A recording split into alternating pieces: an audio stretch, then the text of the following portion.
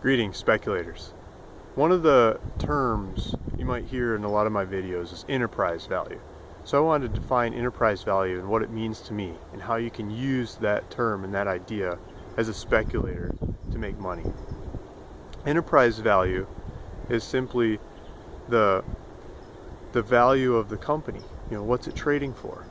What's it trading for if you stripped out its cash and considered its debts? Say you paid off all its debts and you took the cash out of the company, what's left? It's the difference between that number and what it's trading for in the markets. So the markets are giving a price to that company, and that price above their liquidable assets, cash, things you could turn to cash in a short amount of time. Take that out and add back the debts, because you'd have to pay off the debts to see what the actual price of that company is trading for. Now, some companies trade at negative liquidation or negative enterprise values. They've got more cash and liquidable assets than the whole company is trading for. To me, understanding that concept really stymies the downside risk in buying a company like that and allows you to take big upside swings without as much risk as your typical penny stock might have. And understanding that concept can also keep you away from overpromoted companies that might have hundreds of millions or even billions of dollars of enterprise value with nothing under the hood, not much of anything in that company to back up that price, but a lot of hot air and promotion and a great story that people are buying into. Those are often the companies you hear of first when you find the natural resource speculative sector. They're the ones that tell the story the loudest and they have the smoothest stories.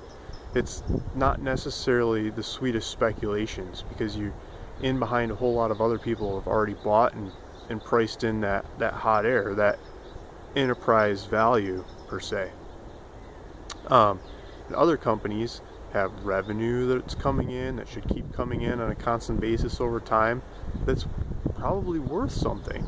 And that kind of enterprise value doesn't seem like as much hot air to me.